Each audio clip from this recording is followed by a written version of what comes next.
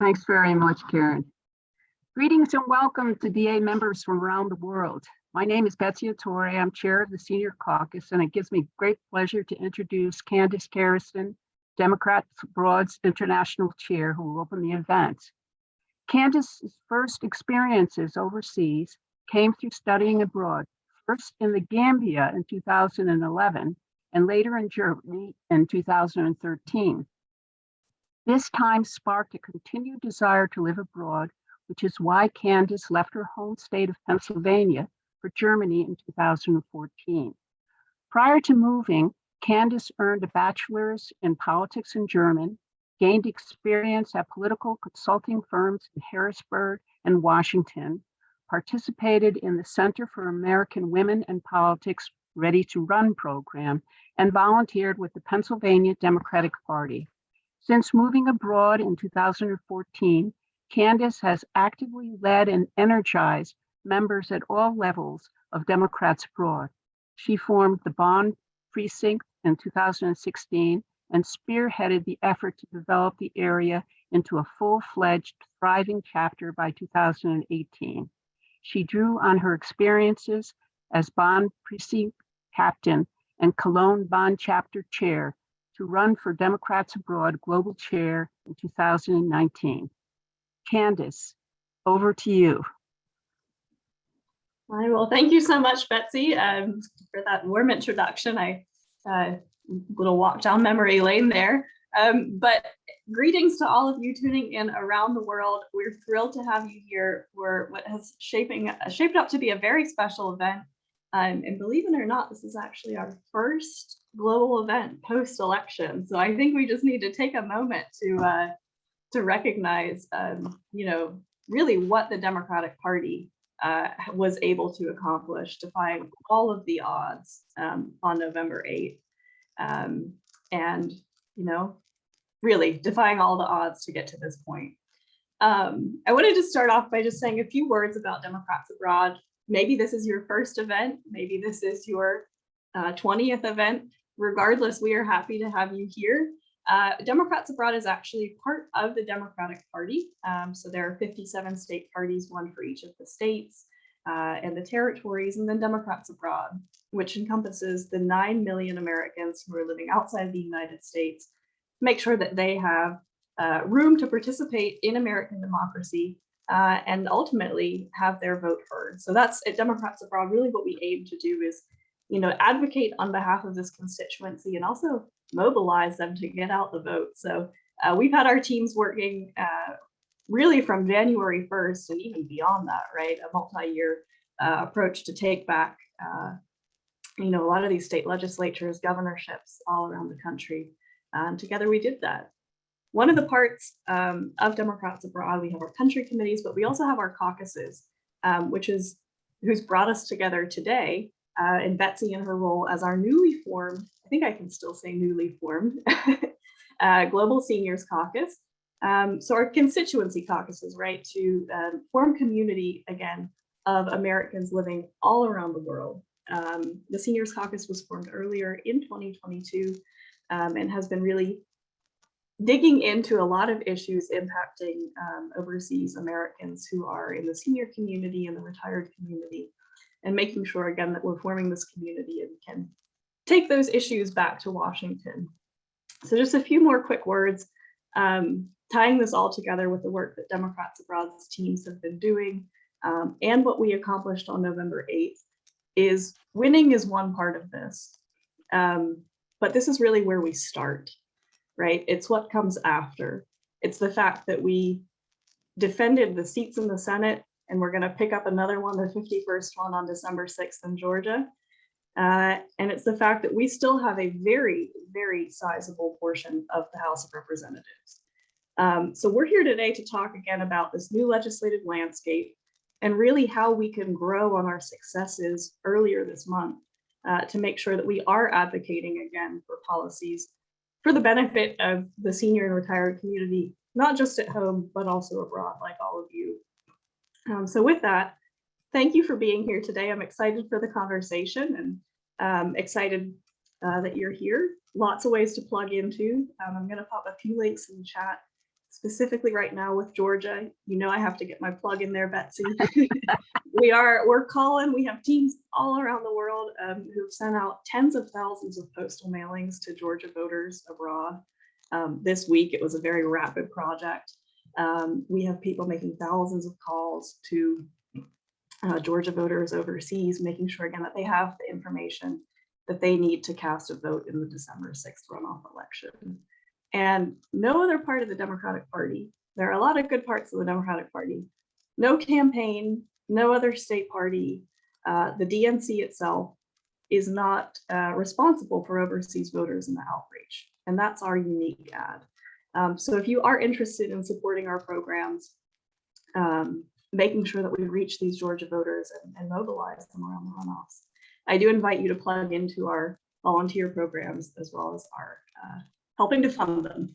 So with that, over to you, Betsy, and looking forward to the event. Thank you. Thank you very much, Candace, for your words of welcome. Yes, we were established early last year, actually in January. And since that time, we've been working on a variety of issues which affect seniors, such as Windfall Elimination Provision, Social Security, Medicare Part B, Medicare Portability, FACTA, and tax reform. And we all know for many years, Democrats have been working for and with seniors. We also know that Democratic presidents created both Medicare and Social Security, two cornerstones of American society that not only grant seniors financial and medical security, but also the peace of mind to enjoy their golden years to the fullest. Democrats believe that a dignified retirement is central to the American dream, and that Medicare and Social Security are the foundation of realizing that dream. In recent years, Democrats have beaten back Republican plans to privatize Social Security. With the elections over, how will these issues affect you? How do they affect seniors living stateside? What are Democrats abroad and the DNC doing to help you? The purpose of this webinar is really to begin to answer some of these questions. We want to build a global, collaborative senior community where we can work with all seniors who are members of the Democratic Party, both at home and abroad. By better understanding the issues and concerns affecting seniors in various parts of the world, we are building a powerful forum for making our voices heard in Washington, D.C. We believe this year our collaboration empowered and encouraged seniors to exercise their voting rights. Thanks for joining us today as our panelists tell you about our work connecting the issues of both US-based seniors and seniors living abroad, and how this two-way flow of information is strengthening our representation with lawmakers at home. Now I'm very happy to introduce Steve Regenstray. In 2013, Steve retired as director of the Retiree Department of the American Federation of State, County, and Municipal Employees. This is the largest organization of public sector retirees in America. Since 1983, while Steve was director, the membership grew from 18,000 dues-paying members to 250,000 retirees and 250 state and local groups. During his tenure as director, he served on the boards of the Leadership Council of Aging Organizations and the Alliance for Retired Americans. He was also a delegate to the 1995, 2005, and 2015 White House Conferences on Aging, the 1998 White House Conference on Social Security, and the 2006 National Summit on Retirement Savings. In October 2017, he was reelected to a third term as chair of the National Democratic Seniors Coordinating Council. As a result of holding this position, Steve is a member of the Democratic National Committee. Steve, over to you. Okay, thank you, Betsy. Can you see me and hear me? Yes. Yeah, we're good. Thank you. Okay, so I think since this is everyone's first contact with the DNC Seniors Council, I think it's useful to kind of give you a little background information, a little bit of history and things that we have been doing. So the DNC supports the effort of seniors. They know the importance of the senior vote. We started the DNC Seniors Council in 1997 to give older voters a voice within the DNC and within state Democratic parties. We make use of their experience and expertise on both Social Security, Medicare, Medicaid, and healthcare issues. We acknowledge their lifelong dedication to Democratic Party ideals. We mobilize older Democratic voters in election campaigns. We're composed of various segments of the seniors community. We have union retirees and leaders of union retiree organizations. We have leadership and activists from various senior citizen organizations that are involved in politics. We have seniors from community groups. And then we also have older members of the DNC and state Democratic parties. The officers of the Seniors Council come from those political organizations, those senior political organizations that get involved in politics, particularly obviously Democratic Party politics. So our leadership is from the Alliance for Retired Americans, the National Committee to Preserve Social Security and Medicare, Social Security Works, and a variety of union retiree groups, my union AFSCME, but also the machinists, the postal workers, American Federation of Teachers, AFGE, and NEA. We also have a number of people in leadership who are experts on Social Security and Medicare issues, having worked, on Capitol Hill for a number of years. And we also have expanded our leadership so that we are extremely diverse and now have leaders from the senior community, from the Native Americans community, from Asian Pacific community, from the Latino community, from the African American community, and from the Asian community. So they all have unique, issues for seniors. So the last presidential campaign, we had the largest and the most robust seniors operation since we started in 1997. So we had an extensive field program in battleground states. We had Zoom events. We had senior phone banks. We put together senior toolkits. We did a letters to the editor program. We did op-ed pieces. We developed seniors phone scripts. We developed policy talking points, and then also develop a seniors for Biden network.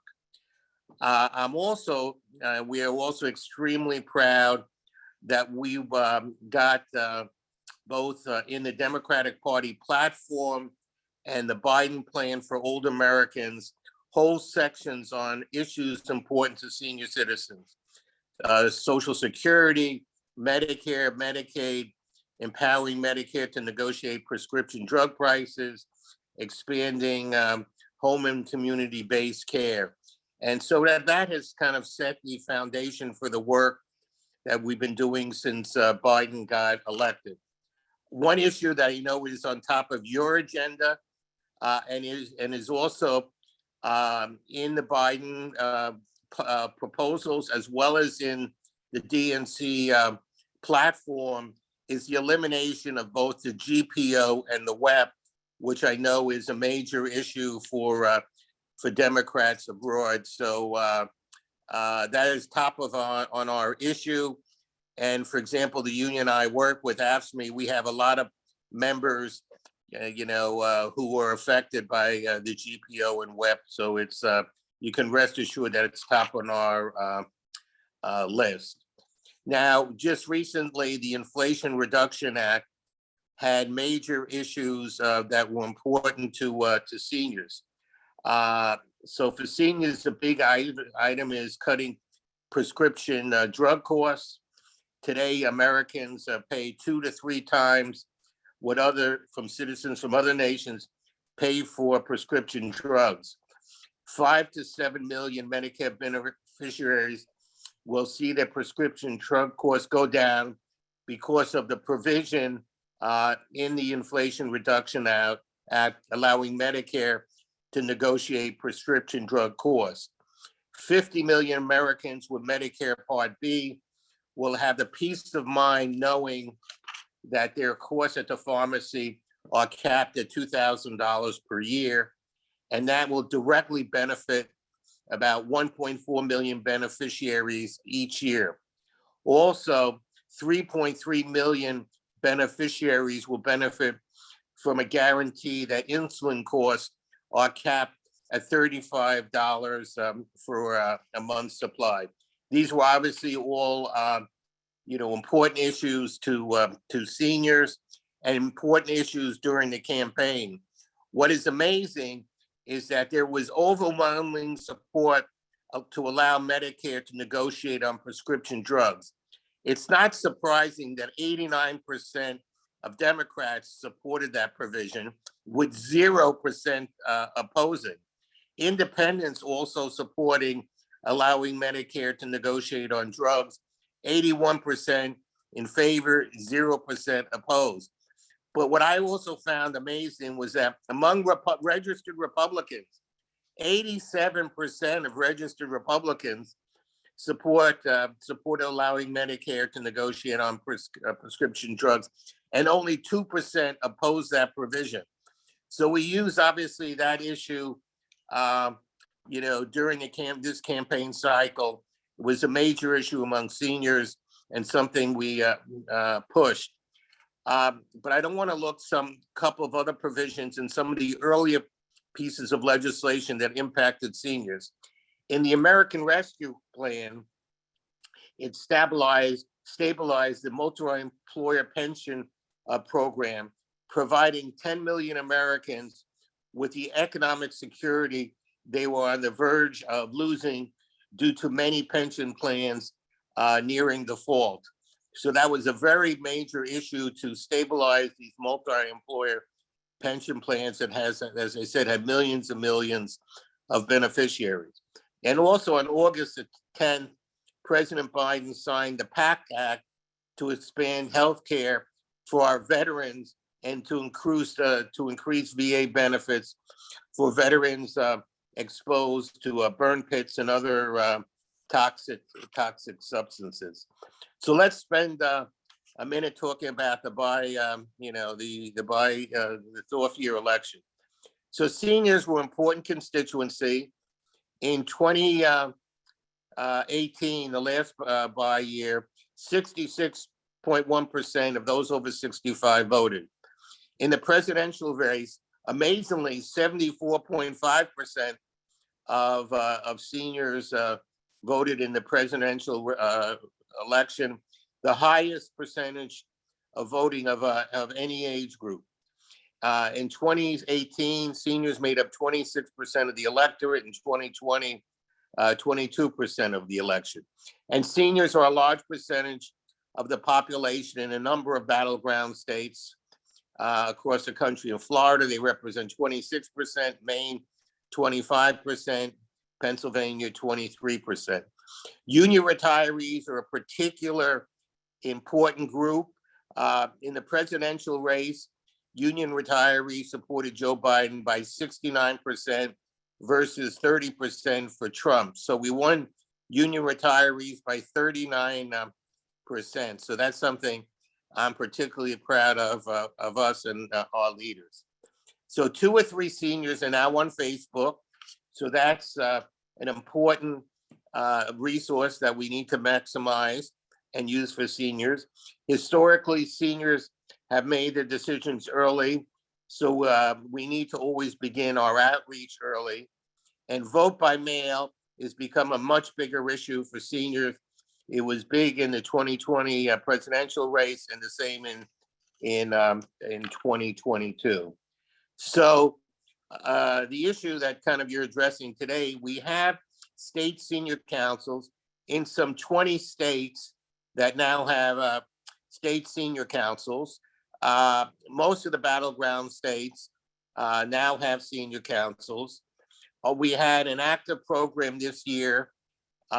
We had multiple Zoom events because we still could not do a lot of events in public, but we had Zoom events in battleground states with gubernatorial candidates, Senate candidates, other statewide officers, and congressional campaigns. We did a letters to the editor program. We did op-ed pieces. We did Zoom events on voter protection issues. We initiated and pushed vote by mail. We did phone banks. We did postcard campaigns, which was a very writing handwritten postcards. My own union, AFSCME, the retirees, mailed out 75,000 postcards to seniors in battleground campaigns, and we did teleconference calls. We also did a number of endorsement events by our affiliated groups, the National Committee to Preserve Social Security and Medicare, the Alliance for Retired Americans, as well as Social Security Works, all did multiple endorsement events for candidates for the Senate and the House. One of our colleagues, John Bowman, who unfortunately can't be with us because he's having surgery, he went around the country and did 37 campaign events in both House and Senate rates. And if you know, Bowman is from the singing group Sha Na Na, and he's become an expert on senior issues and is a great resources for us. And I know he's sorry he can't be with us today, but that he said he would be happy to join any future event. And he plays a mean piano and has a great voice. So finally, I want to highlight to you that AARP just released a poll, a post-election survey in 63 congressional districts. And I will email this to Betsy, so the release and the background material, so she can share it with all of you. In July, when they did the initial poll, the Republicans were getting 50% of the senior vote. The Democrats were getting 40%. So there was a plus 10% margin for Republicans in the senior vote. The post-election poll, which they just completed, showed that the Democrats won the senior vote by 2 points. So we won seniors in these 63 top districts. So I think the work we did during the campaign season paid off, not only highlighting, the democracy issues, not only highlighting, the Roe issue and abortion, because a lot of our seniors were around before there was abortion permitted under the Supreme Court decision. So they know what life was like before Roe, and that became a very effective messenger to younger people, particularly younger women. But we also obviously highlighted, the Medicare prescription drug issues, and that was a major issue for us. And I think it paid off that we won seniors. So that's great. The problem was those people between 50 and 64, according to the AARP survey, the Republicans won that cohort by 8 points. So that's kind of the difference. But we did great in these elections, particularly, winning, holding on to the Senate. And I think we did great in a number of the House races across the country. So I think I'm over my time limit, but I had a lot to share with you, and so that's it, Betsy. Thank you very much. Thank you, Steve, for your inspiring words and all your information. It's really helpful. Thank you. So I'm going to introduce now Roman Ullman, and as Steve said at last moment, John Bowman had to have surgery, so we're very happy that Roman Ullman has kindly agreed to take his place. Roman is chair of the Arizona Seniors Council, which is the official seniors group of the Arizona Democratic Party. He's a longtime senior activist. This year, the Arizona Democratic Party had some great victories, including the re-election of Mark Kelly to the U.S. Senate and the election of Katie Hobbs as governor. In fact, the Democrats won all 4 of the statewide elections. Roman, welcome, over to you.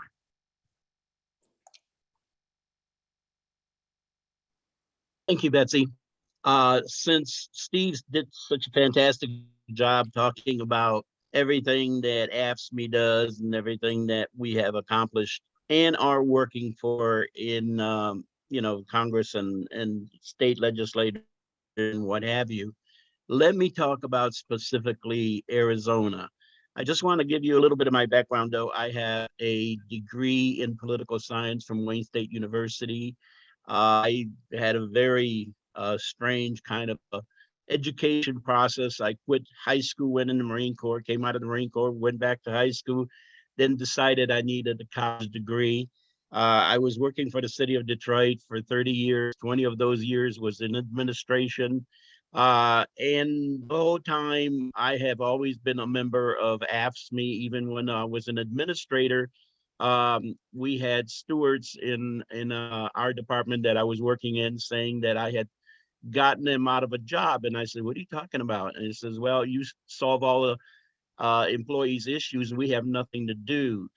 So one of the things that I am firm believer in, the working relationship between governance and working people, and that is the only difference that there is the title that we do and the job that we do.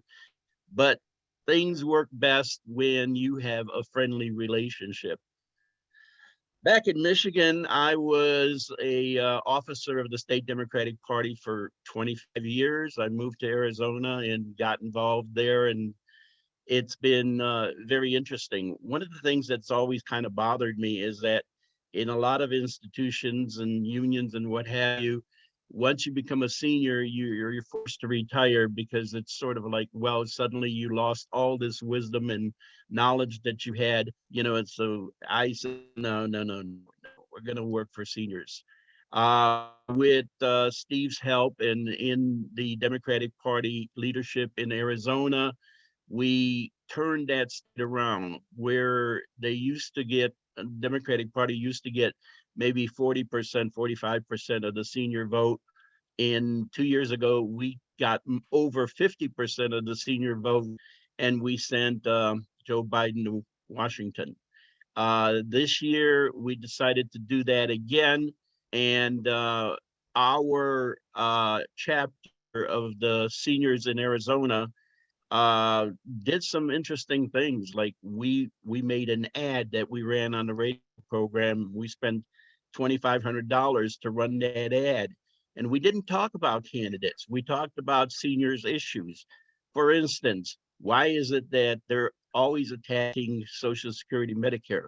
Why is it that seniors are at risk of being removed from their housing because the landlords raise their rates constantly? Why is it that our healthcare issues in Arizona, insulin was ridiculous priced, all medicine was ridiculously priced. Healthcare is still a ridiculously priced issue because as far as I'm concerned, healthcare is a basic right for all citizens. You shouldn't have to run through all kinds of hoops to get healthcare. I just had open heart surgery 3 months ago, and I didn't have, it isn't that I didn't have to pay anything. I had to pay a very low cost to have that service done. But even so, it was like $3,000. Fine, I can afford that. But can other citizens afford that? Senior citizens should not have to make the decision when you go into the hospital and you get any kind of surgery. I think that's an issue that we still need to address. If you can have universal health care in other parts of the world, you ought to be able to have it in the United States. Those are all the issues that we put out there into the field. We talk to seniors about, well, do you have transportation? Do you have the ability to go 30 miles to a mailbox to mail in your ballots? Everything should be done that conveniences voting instead of encumbers, the situation. The other thing is we talked about senior issues. We wrote letters to the editor. We gave articles to magazines. We talked on radio programs. As a matter of fact, we do have a radio program in Arizona. It's called Voice of Democracy Arizona. It's on every Sunday at 10 a.m. Mountain Standard Time. You can get it on the internet if you want to. We'd love to have you guys come on and talk about your issues abroad. I personally was born in Poland during World War II.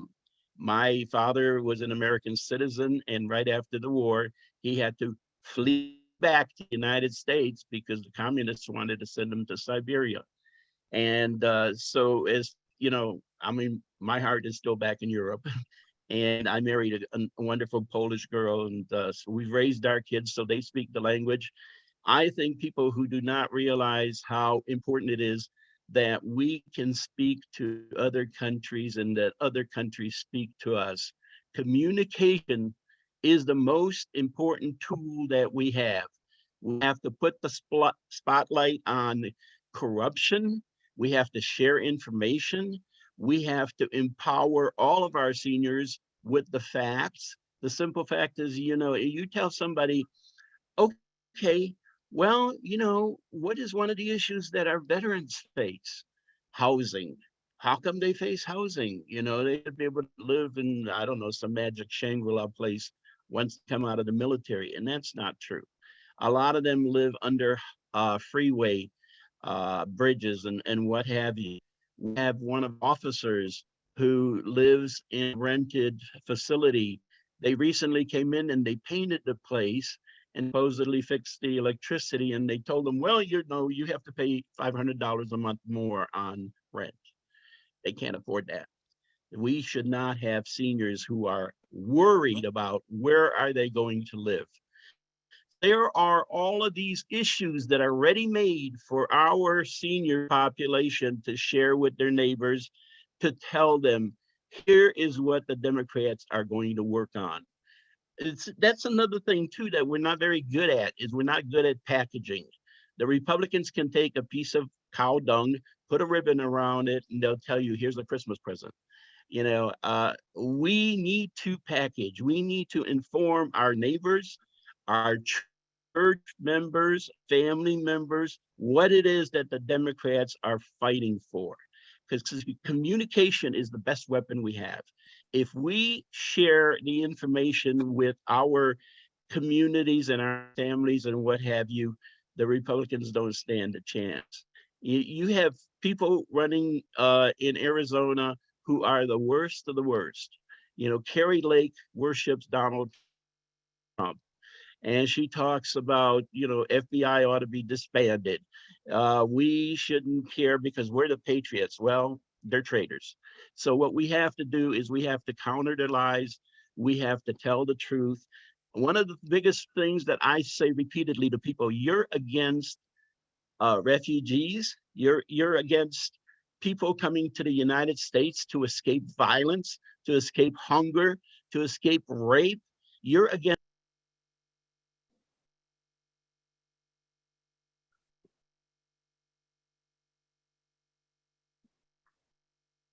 Did he go away?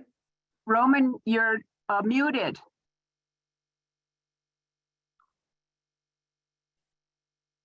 Okay. America is a land of refugees. America is a land of humane treatment for people everywhere. And that's what we have to tell them is, and I said this on the radio program, if you want to blame the Democrats for being humane, you are obviously not a real American, because real America stands for helping people who need help from being hung, from being raped, from being tortured, from being abused and what have you. And if your Republicans are such wonderful people, then why don't you have your Congress members sit down with the Democrats and come up with a fair and equitable immigration policy? So we have to take their lies, turn them around, put the blame where it belongs. And communication is so very, very important. our AFSCME chapter in Arizona, which consists of 1,200 members, is in fact helping our members call into places like Georgia and other states. And we pay them to do that because as generous as seniors are, they deserve some gas money or to be able to go out, to dinner or something. And so we share our resources right back with our senior activists, and we can do that everywhere. I would be more than happy to share a lot of information, because one of the things that we did on our seniors chapter is we wrote down goals, objectives, tools, things that we could do to get the information done. Most importantly, we communicated with each other. So if there was somebody asking a question of who do I vote for, they can call our seniors council and we will share the information with them. So if we are a family and we work as a family and treat each other as a family, and we communicate, we're going to constantly win every election. And we have to, because we owe it to our family, we owe it to our children, and we owe it to our grandchildren. And I'm very, very pleased that there is this organization, because good is something that the whole world needs, and evil is something that we all need to defeat. Thank you. Thank you very much, Roman. Dziękuję bardzo. Proszę bardzo. And also, just want to say, great to see you looking so well so soon after your surgery. Okay, our next speaker, Laurie Plotnick, is a Brooklyn native. She's lived in Parkland, Florida for 21 years. Prior to her move, she was an educator for 33 years in the New York City public school system. Her teaching career included being a UFT chapter leader and delegate. She's received 2 master's degrees. She became a school administrator and district administrator for special education. Upon her relocation to Florida, Lori was a charter school principal for 2 years, but she quickly realized that she was a public school educator and left to work for the Florida legislature. Lori worked for 16 years as chief of staff for 2 different Democratic legislators until her retirement in 2020. It was during those years that Lori became active in her county's Democratic club. She's still the precinct captain, was the area leader and elected officer of her local club. Her participation in the Seniors Caucus began when her sister elevated the county caucus and wanted Lori to assume the presidency due to her illness. And the rest, as we say, is history. Laurie is president of the Broward Democratic Senior Caucus, as well as the State Democratic Senior Caucus. Her dedication to electing Democrats statewide has never wavered. She is married to Shelley, a former New York elected official. They actually met many years ago during an election. And they have a daughter, Eileen, and a wonderful son-in-law, Michael. Now I'll turn it over to Laurie. Thanks so much, Jim. And thank you, Betsy, for allowing me to speak and introduce myself, and to Steve for his constant support. Hello, everyone. Yes, I'm Laurie Plotnick. I have a couple of titles, but we have a lot of work in Florida. We have 2 statewide organizations that run symbiotically. One is the Florida Democratic Senior Organizing Council, and I'll explain the difference. The other is the Florida Democratic Senior Caucus. We have 67 counties, and when the Florida Democratic Senior Caucus, there were only 2 counties that had chapters. Bowser was always campaigning in Florida, and it was his initiative to identify senior activists in every one of the 67 counties. So to this day, we have that list of 5 to 15 in each county that we network with And as well, now, instead of 2 caucus chapters, we now have 7 going on 8. So if anyone is on this call that votes in Florida, or if you'd like to join, we have caucus chapters in Miami-Dade, in Broward, and I am the Broward president of the Broward Democratic Senior Caucus, in Palm Beach County, Duval, Polk, Pinellas, Sarasota, and we're working on Pasco. But we also encourage people to join the state, is one big parent chapter as well. So, of course, after this last election, I am extremely disappointed, but I am not discouraged. Because one way we can think of this, unfortunately, is there's no way to go but up. You know, 21 years ago when I moved to Florida from that great cocoon in New York, I knew that there were many Republicans in this state. Some of you might be familiar or heard of the Villages, which is north of Orlando. That is a senior community that transcends over 2 counties. There's over 200,000 registered Republicans. Matter of fact, when it was being developed, the developer only advertised in red states. Well, to this day, it stayed 200,000 Republicans, but I will tell you that we have the largest Democratic club in the whole state of Florida, which is over 1,000. So what happened? Well, you know, for the last 4 years under DeSantis,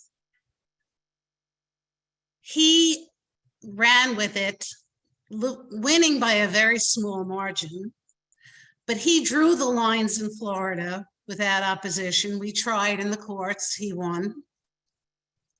During the pandemic, he did not allow school districts to mandate masks. Some of them defied his orders. He removed them. We went to court and he won. To this day, even under Rick Scott, who was our governor, they have refused the Medicaid expansion money, which means that the share that goes to Florida gets distributed to the other states around the country. So we have approximately 800,000 people in our state that would have benefited from Medicaid expansion. Everything that you can think of that seniors would be in favor of, many voted for DeSantis. So he's taken over the school boards by running candidates in school boards. He removes duly elected Democrats at will. We had the Attorney General from Sarasota, I think it's Sarasota. Steve, was that correct? Sarasota or Clearwater, because he opposed one of his mandates. You know what he did with Disney and what he's doing with the Don't Say Gay bill. It's unbelievable to us that he won at such a tremendous amount. And yes, we did everything that everyone mentioned.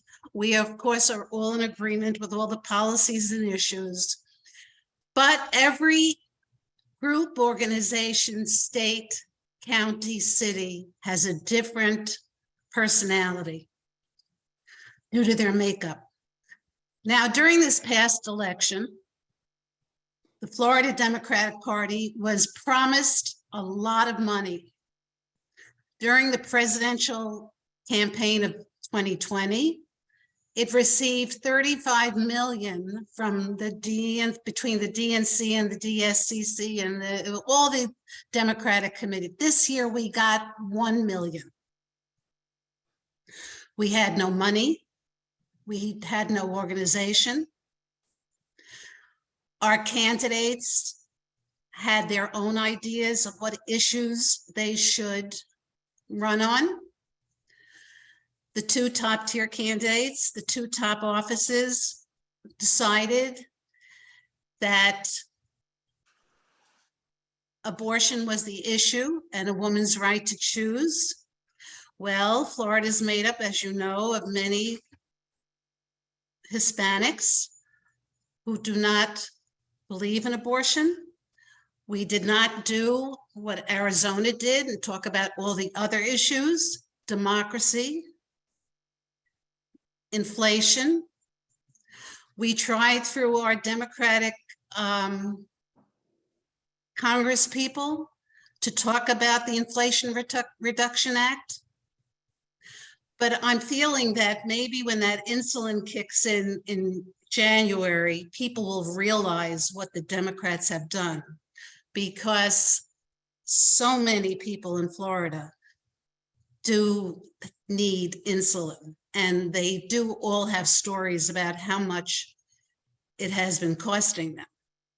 So we had disjointed campaigns, and it just trickled down all the way, starting from the top down to local elections.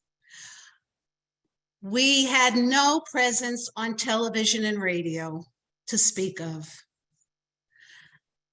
We had no Spanish speaking presence on the radio at all. So the word capitalism took over and was very successful in creating a lot of fear.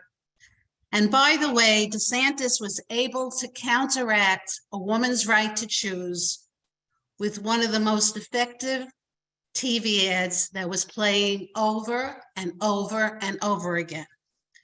His wife was a news broadcaster, and she feels very comfortable in the media.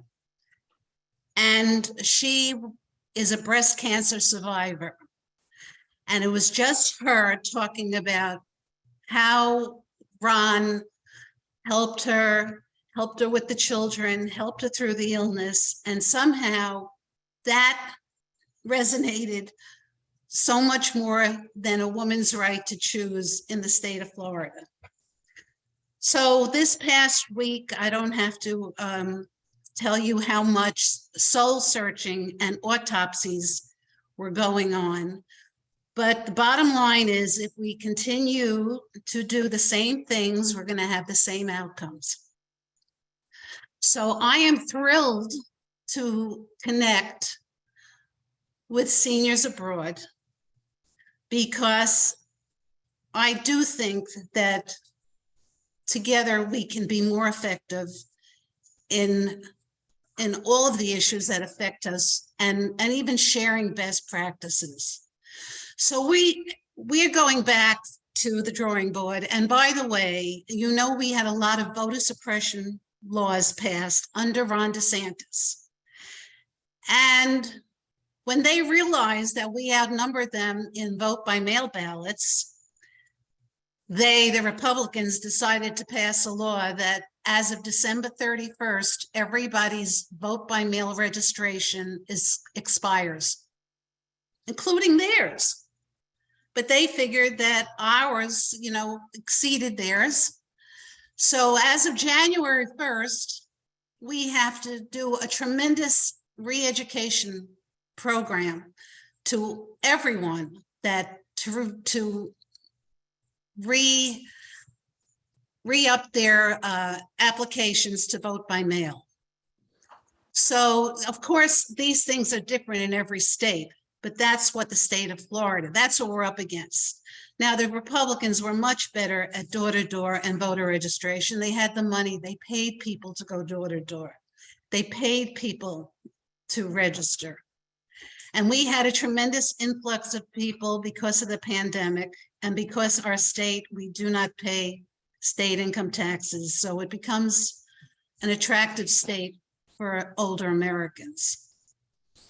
Yes, we all have our work cut out, and we don't even have any part of the legislature anymore. They now have a supermajority. So I feel our role in Florida is to really monitor the horrible bills that they're going to be putting through and to broadcast it out, because the one thing they cannot do is silence us.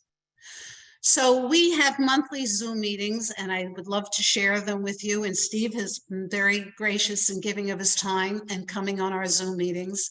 We've had really interesting speakers. We've had Congress people from all over the country. We need to give as much support and enthusiasm as we possibly can. And by the way, the state of Florida, 2 time zones. So we are so different between the North and the South. But out of 67 counties, 5 counties voted a majority for the Democrat.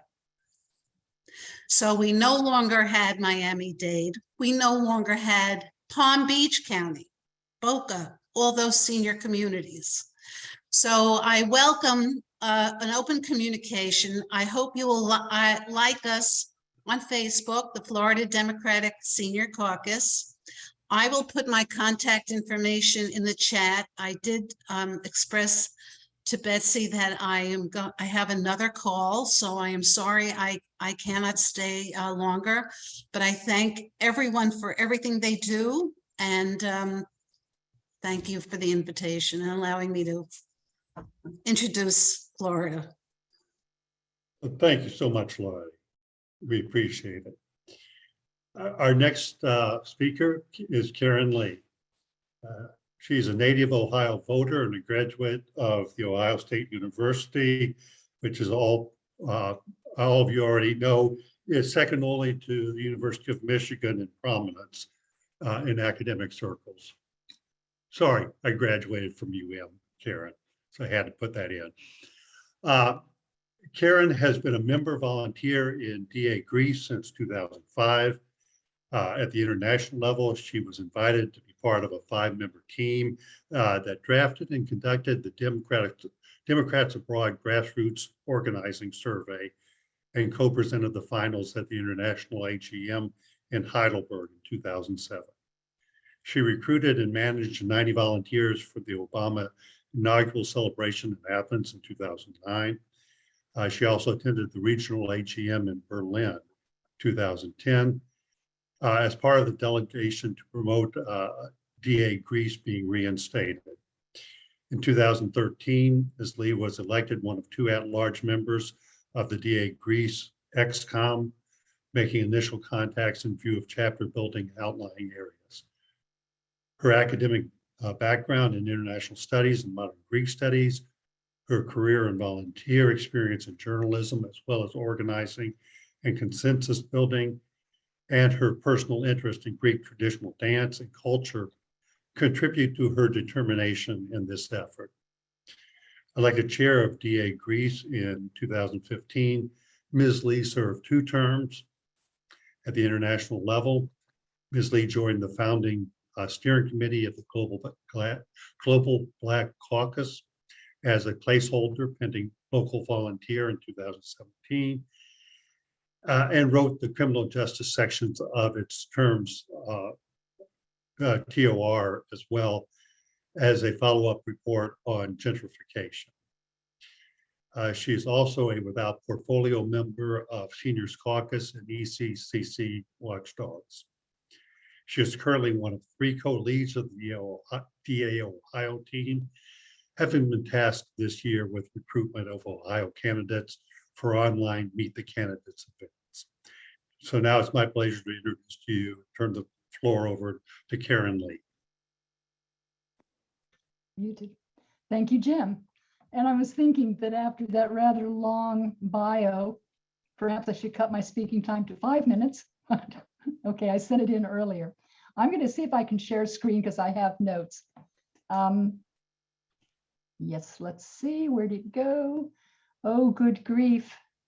I hope this is it. Ah, it is. Bless me. No, I can't click it there. I have to click it here. Dear me.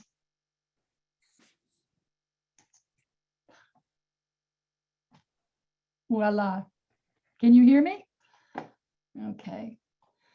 I subtitled this A Doctorate of Things in General because I realize as I listen to everybody else, you're coming on with some great numbers and some great organizing, and I'm looking at sort of a more dot connector, how do things work, which is what I tend to do. I tend to read widely, deeply. If I post something, it's because I've already read it, which means I spend a lot of time digging down in articles and perhaps wasting a lot of time.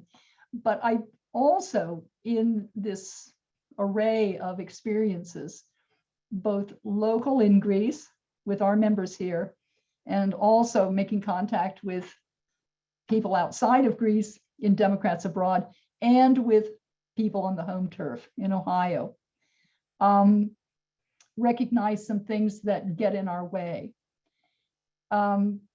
Barriers to connectivity for seniors is something that really concerns me. A, because I'm a senior. B, because I've got an old new computer that I've been trying to set up for the last year. Sitting here on my desk, I'm still using a non-supported operating system. Okay, but one of the things that we deal with as Democrats Abroad is distance. We're not next to each other. I was thinking when Roman was talking about those radio ads, boy, I'd love to do that, except, 5 people here in Greece might hear them, and some people over there might hear them, and maybe some other folks. We're separated by distance. We can't put up the thing on the bulletin board at the supermarket and have all of our neighbors see it, or talk to people at church, because we're not that connected. The other problem for seniors here is we may or may not have friends and family close by. People who can drop in and just, help mom do that old mouse thing that she forgot how to do. We also have an array of devices. I'm acutely aware of that in Greece, because we're coming up on now, 12, 13 years from the economic crisis that started around 2010 through, the COVID crisis and now the economic crisis worldwide. Not everybody has the most up-to-date computer equipment or phone or tablet, unless some grandchild gave it to them for Christmas and forgot to tell them how to use it. On top of that, we have the language issue. When you're in a foreign country, you may or may not find that techie you need to work through your thing. You may be speaking to them in a second language for you. For a lot of our seniors, especially those who came with a foreign company, an American company, or with a government service perhaps, or writers who are writing in English, they haven't developed their local language as well as they should have, and it fails us at certain points, like telling the guy why my screen doesn't work. Okay. It's also that we have the additional problem of interfacing with the host country programs for health and retirement that we may have worked into and are given, but getting them, and increasingly here in Greece, they're going online, so that you really do have to be connected somehow, or have a good accountant who hopefully can speak some English. And the other beyond that is finding trustworthy and informed professional support. That is the accountants and the lawyers that you need to work through your host country laws and your US requirements for filing tax returns, or getting your Social Security set up, or trying to decide, as Seniors Caucus has been working on, what do I do with Medicare Part B if I should move back to the States to be close to my kids again, for instance. There's a lot of problems there. Weighing against getting that support for seniors in particular, health, we have issues, wellness, fitness. Not all of us ride the bike like Mr. Biden does. Some of us have been hiding out in our 5th floor apartments for 2 years and wearing a mask in the elevator and having the cleaning lady bring the frozen stuff and getting the other stuff from the warehouse. It keeps you in that sort of cocooned state where you don't go out and find things on your own. So mobility, walking, getting around. For us here in Greece, we can probably get a courier to come to the door if we can afford it, to pick up our ballot and take it. Or we can get a neighbor perhaps to carry it to the post office for us and mail our ballot back. But that kind of mobility issue does impinge on our ability to participate fully. Then there becomes, the isolation that grows out of that. Even before COVID, a lot of our seniors were kind of isolated. And we noticed, at least in a couple of calls for help with the voting issue that we sent a local volunteer out on, and I'll get to it, that the member just really wanted to have somebody come by the house and visit and, and read my ballot to me because I'm, visually challenged, reading things on screen. So that contributes then to loneliness and a more, intense sense of drawing in the fear and a sense of helplessness. And that sense of helplessness, once it takes over, if you're a senior, is a not good place to be. It's not good for anybody, but it's really not good for us. So what we would need to do is to look at ways that we can increase our sense of proactivity. One of the things that fires me up is contacting other people. And because I've worked on the phone, online for years, I can get a lot of human contact out of this kind of electronic thing. Not everybody can. So we have to, keeping that in mind. One of the things I did, and I think it was my daughter's suggestion, she's over in Columbus, but when the indivisible groups jumped up, there was one in Central Ohio in my voting district, Ohio 12 at the time. I'm now in the 03, another long story. But I joined up with the group, the Facebook group. Out of that contact came a lot of enthusiasm, a lot of excitement, a lot of energy. Damn. And so when we began forming up state teams here in Democrats Abroad, that was one of the connections that we made between the three of us who were remained the co-leads, but the originators of the Ohio team. And out of those contacts in the indivisible groups, Common Cause, League of Women Voters, one of our people had a contact with the Ohio Association of Election Officials.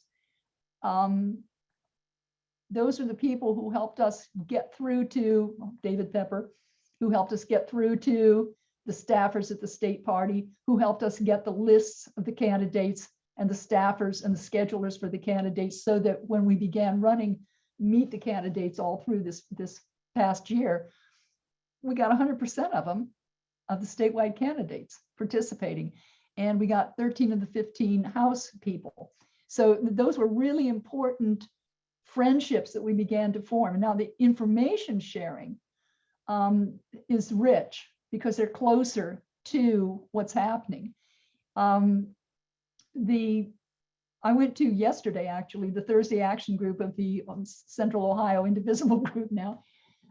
One person's a retired educator. She's following the education issues. One's a retired lawyer. He's following the gun control issues in Ohio. I mean, this is like really local stuff. And we listened to Rachel Coyle from Innovation Ohio, who has all of the lame duck bills listed, ready to go when they're likely to come up. So they're there for us to follow. It is so nice not to have to go looking for them, just to have it placed right in front of you. So as I said, looking at that group that was with us yesterday, the retired educator, the retired lawyer, the retired government employee, most of them were seniors because we got the time, right?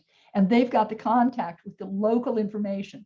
And if they can get it out to us, then we can excite, hopefully, our Ohioans abroad for something more than just get out the vote, which wears on the ears after a while. The kind of issues that the other speakers have been talking about here, those are the things that turn us on to why we need to get out the vote, why we need to do it, and it wakes us back up.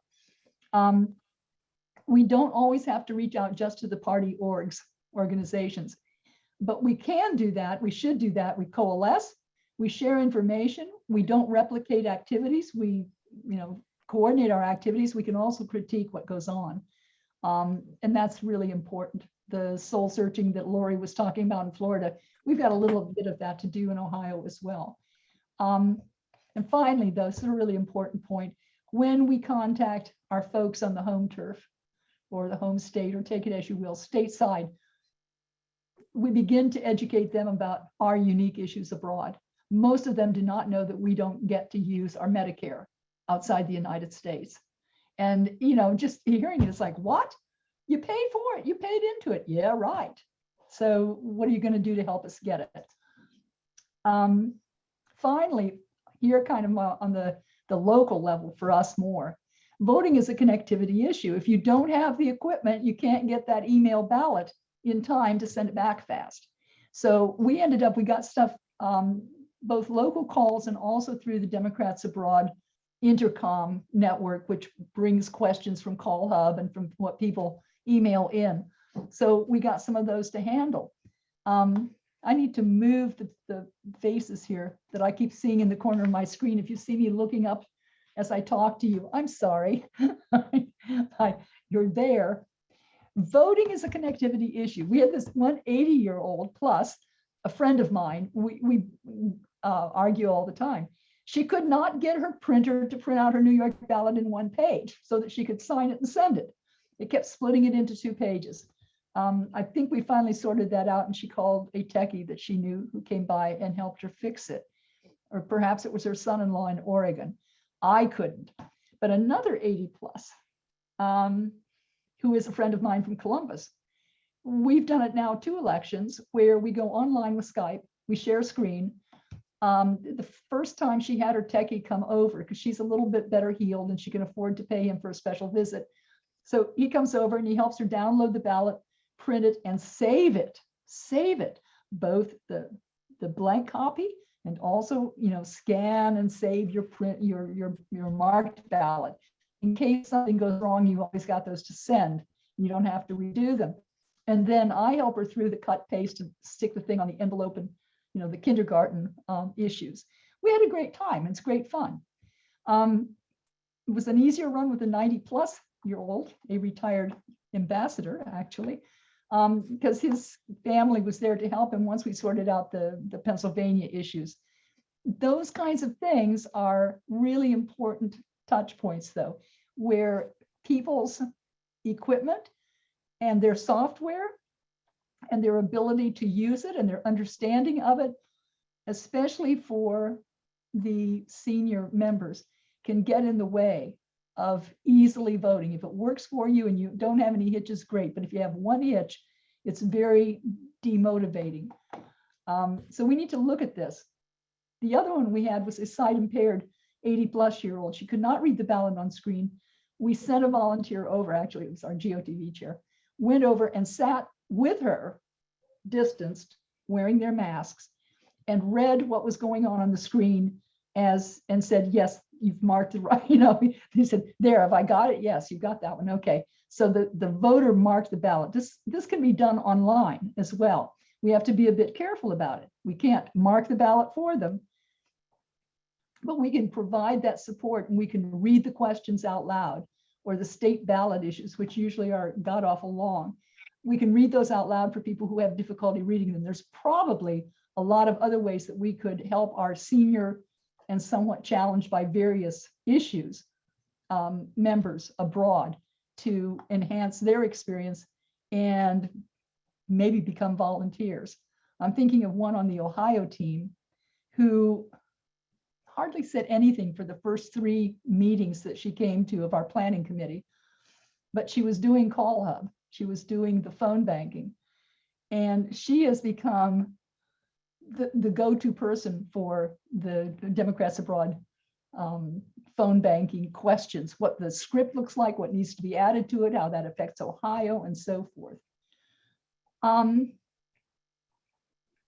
In short, having your seniors on both sides of the pond, at home, in the home states, and also in the state teams and in your local committees, country committees abroad. We are a rich resource. We've got experience. Some of us have been librarians and computer engineers and aero engineers and military, and we know about some stuff. And when you put all of us together, we've had a lot of life experiences as well. So we embody both experience and knowledge. We have time to volunteer. We have a need for contact, some of us more than others. We may need more support from the party and very specific problem-solving kinds of support. That is not just we help seniors and we all encourage you. No, no, no, no. I want to know which program I should be using. I want to know which application I have to load in my phone this week and read yet another help file. We have a proliferation, a clutter of Slacks and TikToks and Instagrams and WhatsApps, and you can just count. I can't count them on two hands anymore. We have too many, and it causes confusion. We don't need more. We need to pare down and get clean, lean, mean fighting machine. We have a range of devices and platforms. One size does not fit all, but 15 gazillion apps are demotivating. We don't need to demotivate. We need to motivate our people, and we need those bonuses that we get from the contact with the activists on the home turf, the energy that flows out of them that we give back to them. People get excited when they say, you're in Greece, you're in Germany, oh my God.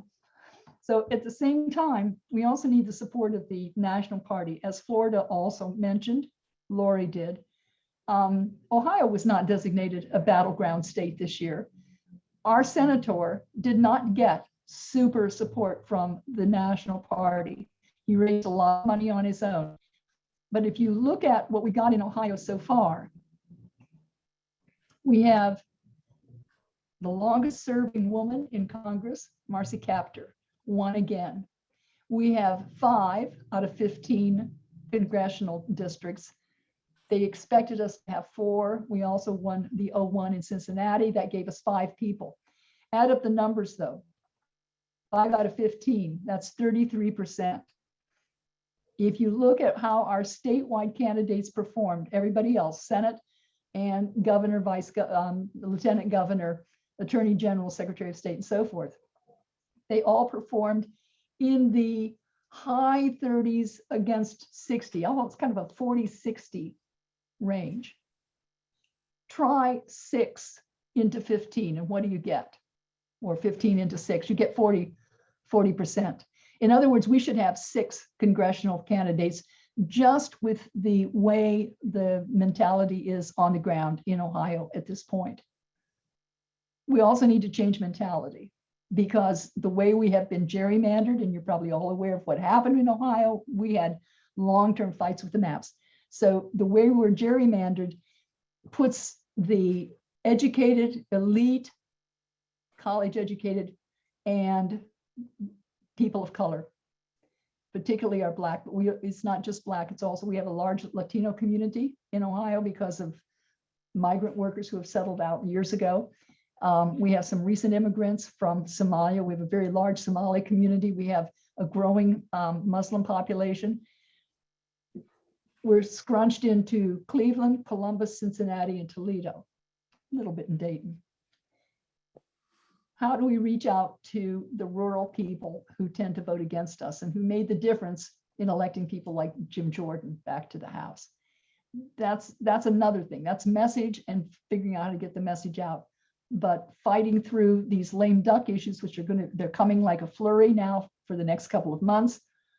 Some of them are really ugly.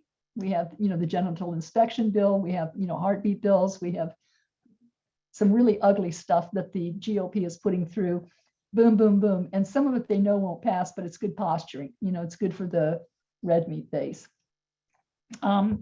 With that, I'm going to end. Karen, can you finish up, because we have 2 more speakers and we're running out of time. Did Okay, I go Karen? over my time? Oh dear. Yeah. I tried not to. Okay. Don't worry. I have no clock in front of me. So with that, I will end. That's good. That's all I wanted to say. And actually, it's more than I planned to say, but thank you. How do I end screen? Stop share. Okay.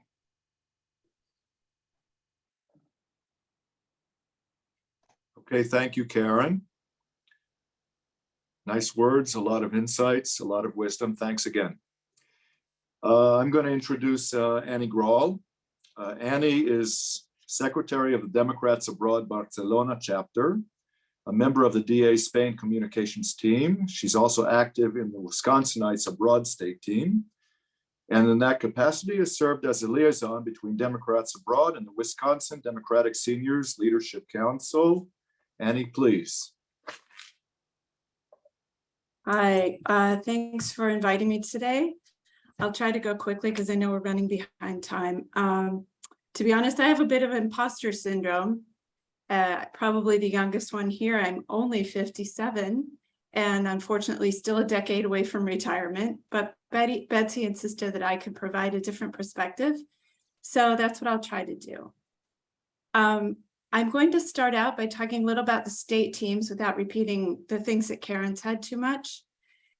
In 2020, when Democrats won the general election resoundingly, thank goodness, the importance of our overseas votes was probably for the first time recognized. It was an excellent election for DA with record participation by overseas voters. But as the DA leadership did their postmortem analysis, they realized we could do even better if we organized dedicated teams that would provide assistance to the membership on the basis of where they send their votes to rather than where they vote from.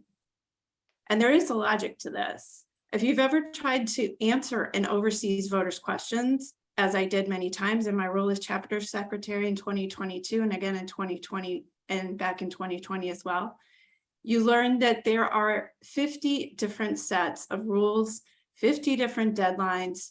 It's way more than any of us are capable of remembering accurately. So we needed focus teams for this purpose. And for the 2022 election, a dozen teams were set up for the most important swing states, including my own home state of Wisconsin. So I immediately signed up for that team. And a few months later, Betsy reached out and asked if I could find a member of the Wisconsinites Abroad team that could attend Zoom meetings with the Wisconsin Democratic Seniors Leadership Council. Nobody else stepped up. So in the end, I ended up attending the calls myself, which was not always easy since they met at 11 p.m. Barcelona time, but I did go to about half a dozen meetings with the group, and they were very well organized. They discussed get out the vote strategies, and they focused on personal networks, which I thought was really a great strategy.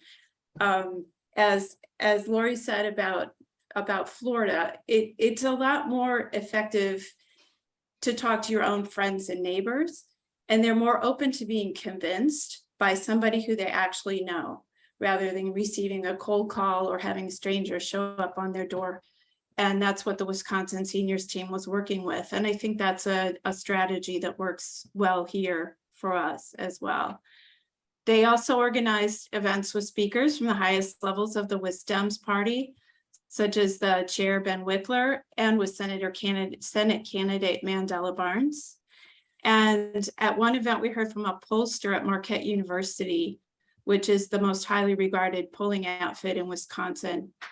And at these meetings, I too often felt like an imposter, but the group was really warm and accepting. And the thing I really loved was in all of their email communications, there was a big blue banner at the top that read, "Together, we can build a better Wisconsin for our kids and grandkids." And that's really the message that I want to share with this group here today. I know that you're all interested in issues like Social Security, Medicare Portability, and the WEP, but I'm not really equipped to talk about that yet. But I do think it's really important for everybody to think beyond the now. In addition to the issues that are plaguing seniors today, and we know from the chat that these issues are vitally important to you, there are a lot of looming issues out there that are going to continue to plague younger Americans for decades to come. The climate crisis, attacks on reproductive health, gun violence, and the insane cost of healthcare and higher education. These are really important issues. And we need to approach these legislative fights in the same way that the Republicans have succeeded in getting rid of Roe v. Wade, by having a long-term plan and staying laser focused on carrying it out. We have to fight not only to maintain Social Security for our generation, but to ensure that it's still there for our children when they need it decades from now. It's not enough to fight Republicans who are in the Senate today so that they don't get rid of it or privatize it. We need to reinforce the system and make it stronger to ensure its continuation into the future. And we have to vote in every election, adhering to that long-term strategy. We can't pressure our elected officials to make the changes we want if we don't first get them elected. And we also need to pay attention to what's happening at the local level back in the US, because many of the issues that affect us and our loved ones are decided in our states, cities, towns, and school boards. And for those of us who are living far away in other countries and other continents, we have to work a bit harder to keep up with that kind of local news, but it's time well spent. Your activism, your engagement, and your vote are your legacy. And I want to conclude with a personal anecdote. So here in Barcelona, where I live, we have a small apartment that's been in my husband's family since he was a child. But for most of the past 25 years, it stood empty. So recently we decided to rent the place out, and the renters were anxious to move in as soon as possible. We hoped it would be relatively easy to empty the flat of the old furniture, clean and paint it, and turn it over to them right away. But as we got to work, we quickly realized how much things had deteriorated simply due to decades of neglect. Behind beds that hadn't been moved in years, we discovered peeling walls and fallen baseboards. When we emptied the kitchen cupboards, we found hardened grease and rust stains. Light fixtures were unsafe and had to be replaced. The outdoor patio floor was so filthy that it only came clean after hours of scrubbing with a Brillo pad on my hands and knees. These were the kind of repairs and upkeep that should have been made regularly over time, but weren't.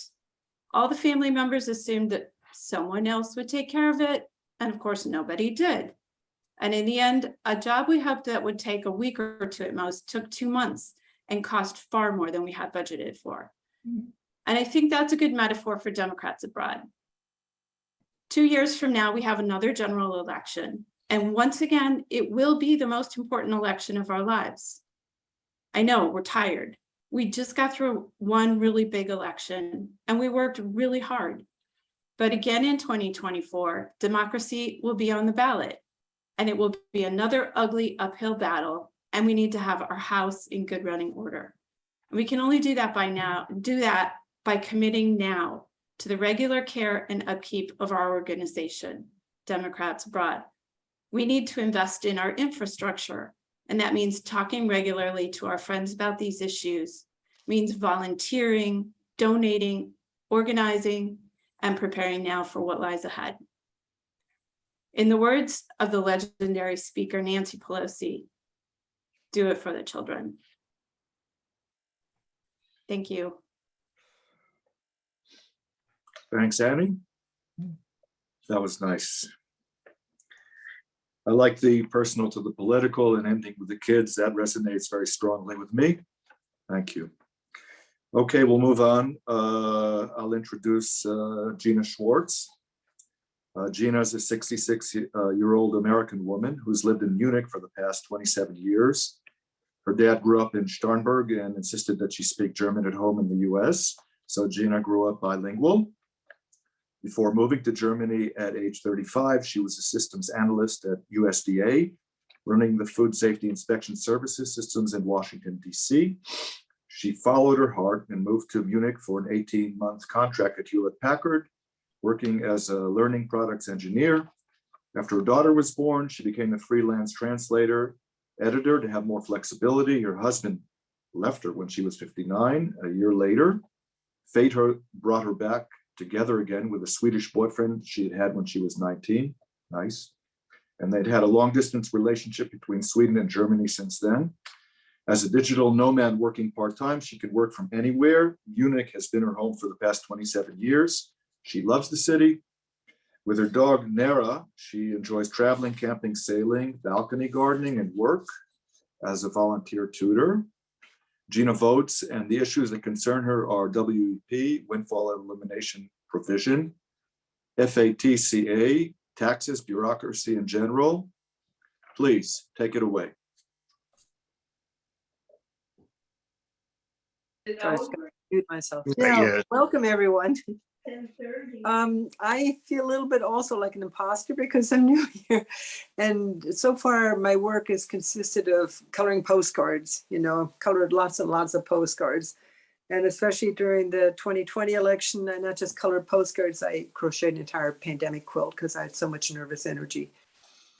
I'm kind of a product of two different cultures because my mother is Pennsylvania Dutch, going back to 1697, and my father was a first generation immigrant from actually a Brazilian citizenship, but he was raised in Germany.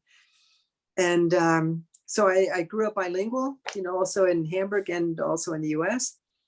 And so they're quite different. I've been in Germany now 30 years and in Munich 27. So, I've pretty well networked here in Munich. And I must say, one of the things I think we need to address to get out the vote more when I think about my American friends is that a lot of them didn't know they had to file taxes. And because they came here as students, they came here as students, fell in love, got married, raised families. And now that they're looking at possibly inheriting something in the US, they're starting to get worried. They're starting to get worried that they haven't filed taxes for like 2 or 3 decades, and well, 2 decades probably. And they're worried about how to get caught up. And they think, well, I won't vote because I kind of want to stay below the radar, So I think that's something that we need to address is, okay, I'm on my soapbox too about doing the taxes here, because, having someone do your taxes is like €500 each year. And to be honest, in my 30 years, I've owed a grand total of $350 in taxes. So contrast the $500 I pay per year to have it done, and the $350 I've owed in 30 years. I owed when my mother died and I sold her house. And then when my father died, I think I owed like $50. So, I mean, that's absolutely insane. When I tell Germans that, they're like, why do you even have to file, And, but yeah, $500 to have it processed versus owing almost nothing, So, yeah, so I've been making some notes here. So that's why I think when I think about the Americans I know here, that's why they don't vote, because they want to stay below the radar. They're worried about the tax issue. So my daughter voted for the first time in the last big election. And oh my God, the young person, she was so enthusiastic about being able to vote for the first time. So she went into town, dropped her ballot off at the US consulate, came home and was, really upset because she'd accidentally put her affidavit in the same envelope with her ballot instead of separately. And she was so worried that now her vote is not going to count. So I had to reassure her that I think it will still count, and so, but there's somebody who's trying to vote, and it's so complicated. You have to do this, you have to do this. And I know even, I vote in Pennsylvania, and I'm lucky that the local election official is a Dutch woman. So she knows about the issues of living overseas, and, she helped walk me through it because, they have 2 systems there, in Pennsylvania, one for registering, one for getting your ballot. And somehow the 2 systems didn't talk to one another. So she helped me kind of get that there. I was really surprised to find out that there are now 9 million Americans living overseas, because the last I heard there were between 6 and 7 million. And I'm thinking to myself, that's a hell of a voting block. Why are we having so much trouble getting US politicians to recognize what an incredible voting block we are and what our issues are, and trying to court the overseas voters? Maybe it's because I feel that not enough vote, maybe because of various issues like the tax issue. But I think, my God, we need to do more of an, outreach to the politicians and show them that, yes, we do vote, and yes, we do make a difference. And I think especially in the last election, we really did make a noticeable difference, and we need to really increase awareness of it. So I wanted to, one more thing is when it comes to, health systems, I've gotten a very good look at how the Swedish system works now through my boyfriend, and how the German system and the US system. And I'm just dumbfounded sometimes when I talk to Americans. I tell them about the healthcare here in Germany, that's good. And they're like, yeah, but they control so much of, they make such decisions like, I've got a free choice of doctors here. You guys don't. I've got more freedom than you do. You're bound by whatever health care plan you're at, the doctors that are on the list. I can go to any doctor I want, So, why don't they see that as us having more freedom than them in that issue?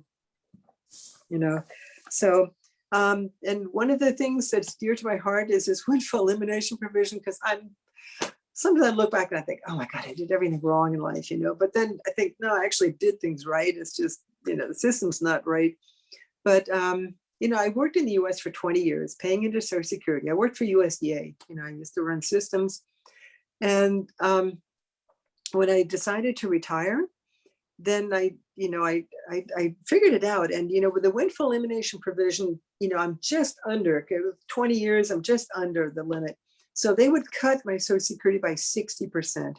I sat down and figured it out because I worked most of my years in Germany freelance while raising my daughter.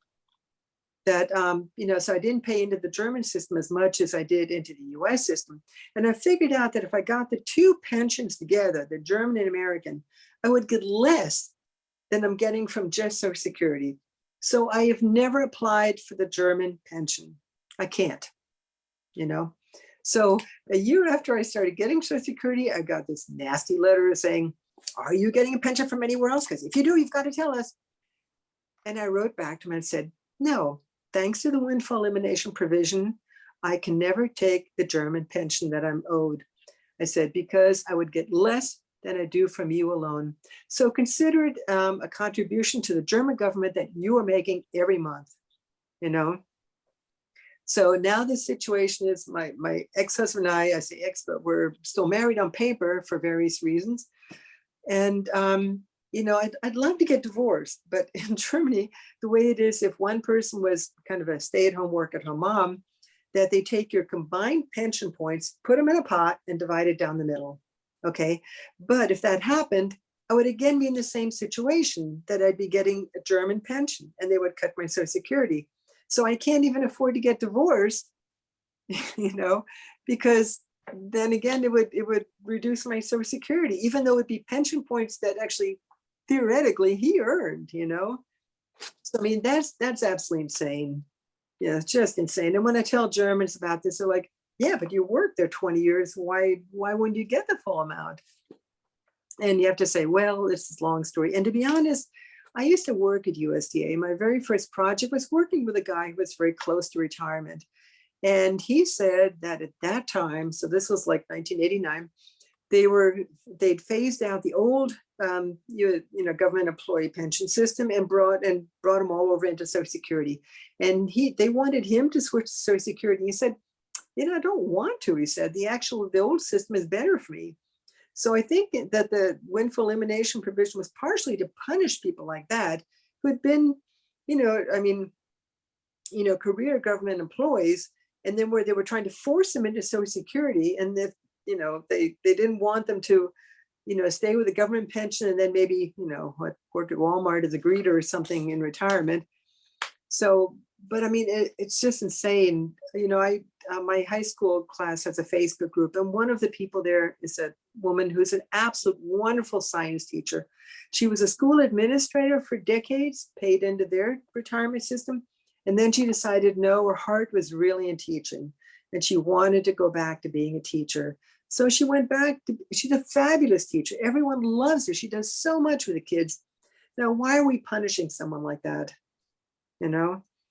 So, the windfall elimination provision is very dear to my heart, and I'd like to find out more about that, about how far along we are. I know that there is bipartisan support for that, but I'd like to find out, what the chances are of, let's say, in the next 6 months to 1 year or so or longer of getting that switch, because I really would like to take my German pension. And, in fact, in Germany, you get a discount in many places if you're a retiree, but I don't have a retiree card, because you only get the retiree card if you get the pension, and I can't get the pension. So,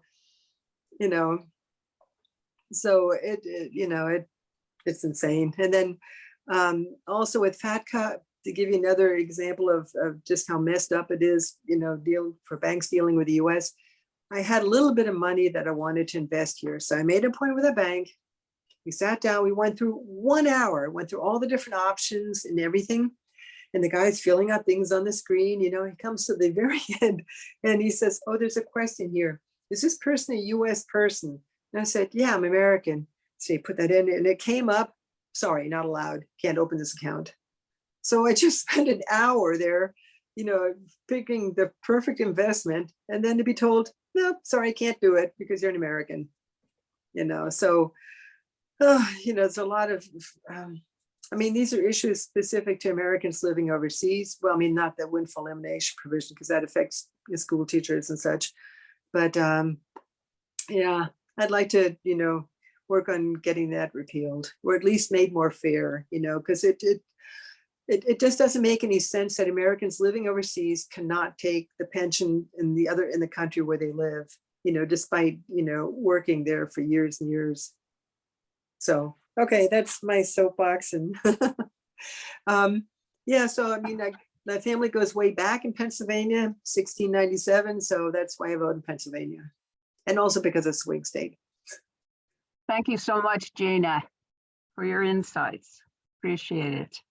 And I want to thank all our speakers, Steve and Lori, Roman, Annie, Karen, and again, Gina, for giving us wonderful insights. We don't have much more time. I'm sorry about that. I thought there would be more time for questions, but you had so much information, which is great for us. But what I'm going to do is go around and just start off with Steve and just a quick comment on why do we want to work together with the DNC Senior Council or the DA Global Senior Caucus, wherever you place. So from your point of view, why do we want to work together? Okay, Steve. Well, what Gina just said is, let's put this on our agenda. We have the WEP and the GPO, and as I said during my comments, we did get Biden to support elimination of the GPO and WEP, and we did get it in the Democratic Party platform to eliminate the GPO and WEP. We didn't get any action this congressional session, and now we have the Republicans in control of the House, the Democrats still in control, of the Senate. But we do get some Republican support for elimination of GPO and WEP because of where state and local workers are not covered by Social Security. For example, Senator Portman from Ohio was a big supporter of GPO and WEP, and he was a moderate Republican, and that was because public employees in Ohio, none of them are in Social Security. So I think as we're going into a new session, we ought to explore to see, even with the Republicans in control of the House, whether we can find, we may even find a conservative Republican who would, support an effort because of local constituents. So I think we ought to, that issue is on our agenda, it's on your agenda. So I think as we move into the new Congress, we ought to explore what we can do in that arena. It's worth exploring. You don't know, the Republicans are, they have a lot of crazies in the House, but it's worth exploring to see whether we can find some, Republican champions. We do have Democratic champions in the House. So I think we need to find a few Republicans. So that's my words of wisdom. Thank you very much, Steve. Thank you. Roman. Thank you. I really believe that we are a source of information that is unequaled anywhere else. And frankly, one of the things we used to do in our seniors council is during the meeting, we had set aside about 15 minutes for what we called sound off, where everybody was able to pipe up with the thing that was bugging them the most and ideas that they had shared and whatnot. And I think I learned a lot here. I felt like I should be one of the people who's listening, not a panelist. And frankly, I would love to get phone calls from abroad on our radio program. And one of the reasons is that we influence each other in our thoughts. If somebody calls in from Greece, and talks about the perception of the MAGA maggots, as I call them. It's sometimes you can use that as leverage to say to the real Republicans, look what the image is of America abroad. You know, we should take advantage of every opportunity that we have to share ideas, to share images, to share everything. And you'd be surprised how many people who are living in the United States, maybe their grandparents came from other countries. If you tell them, look at what's happening abroad to your families and what have you, because the American government is so predatory, that the American government is only for the very, very rich, and working families built this country, but we're not enjoying the fruits of what we did. It is being stolen. And the whole issue of inflation, as far as I'm concerned, is created by corporations. We do not do that. The corporations do to us. There is an emergency somewhere, the oil companies ratchet up their prices. So what we have to do is we have to use the one tool that we have, and that is our government, to help our families. And so I enjoy all of the information that I'm getting here. Thanks very much, Roman. Karen. Roman, I've got flat rate long distance to the United States. I can call your radio program. And also, he's absolutely right, because we hear all this stuff about make America not just great, but great and glorious again. I'm sorry if most of my Republican friends and relatives, and I do have some, about half and half, if they knew what Greeks said over here about the US during the 4 years of the Trump administration. Oh, good. If I might just very quickly steal a second here. I had a professor who came on who was supposed to be an expert about reproductive rights. She came on the radio program. She gave us all the information she had, and the callers shared information with her she hadn't even thought about. You know, and I think that that's wonderful. I'd love to have you be a guest on our radio program. I bet I know at least one right off the top of my head, Arizona voter. Does an accountant, he could talk to you about the tax issues too. Okay, we're going with that. And I guess this is what I have to echo what both Steve and Roman have said. It is this interplay back and forth, the exchange of ideas. Oh, we could do that. Yeah, we could do this other thing. And then going back to my 15 gazillion is demotivating. We need long-term planning. It's a 2024 election. It starts now. And we need user needs analysis to find out exactly what we can do to maximize our contact with our local members and our contact and build those contacts over in the States. And I haven't signed up for the Ohio Seniors Caucus Council yet, but I'm too busy, you know, listening to the lame duck session. That's it. Thanks, Karen. Annie, one last comment. Just building on what Karen just said, the 2024 election begins now. So stay engaged, join a state team, join a caucus, do both, run for local office. We have DA elections next year. Get involved. We need to break that 10% participation rate by overseas voters. Right. Thanks, Annie. Gina, do you have one more point before Gina comes on? At 7 o'clock, there's a Blue Ohio Brown Bag, and that's a PAC they formed up to fund people for the state legislature. They're going to do a debrief.